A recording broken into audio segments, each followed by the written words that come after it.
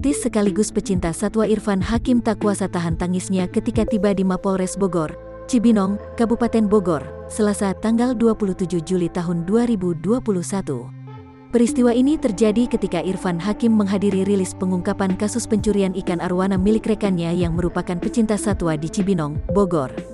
Tangisan Irfan Hakim mulai luruh setelah tahu bahwa pelaku pencurian ikan arwana yang ditangkap polisi ternyata orang terdekat yang dikenal. Pelaku pencurian ini ternyata merupakan karyawan dari pemilik budidaya arwana yang merupakan sahabat Irfan Hakim. Saya suka ngobrol juga dengan pelaku, berinteraksi, ketika panen saya bercanda, ngobrol ketika perawatan ikan. Tetesan air mata Irfan Hakim memuncak ketika dia menceritakan sosok korban KE yang merupakan sahabat sesama pecinta arwana tersebut. Sahabat dari KE. Beliau adalah pecinta hewan. Beliau adalah pelestari arwana. Arwana, saya sebutkan lagi, ini adalah salah satu kekayaan dan juga kebanggaan Indonesia.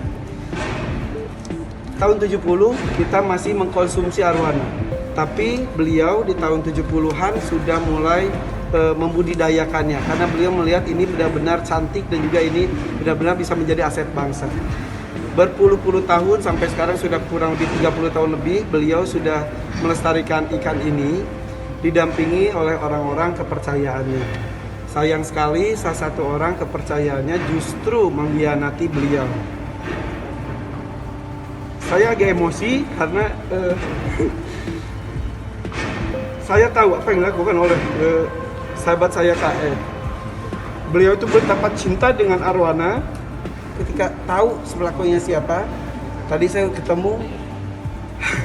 Kalau tidak ketemu di situ, waduh Pak, saya kesal sekali. Jadi sekali lagi terima kasih kepada Pak Harun yang sudah berikan tindakan yang sangat tegas.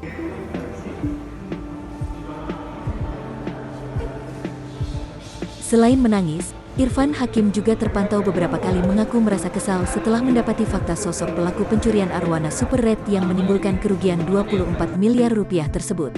Irfan juga terpantau mendapat kesempatan untuk sedikit berdialog dengan tersangka yang sudah memakai baju tahanan oranye dan penutup wajah.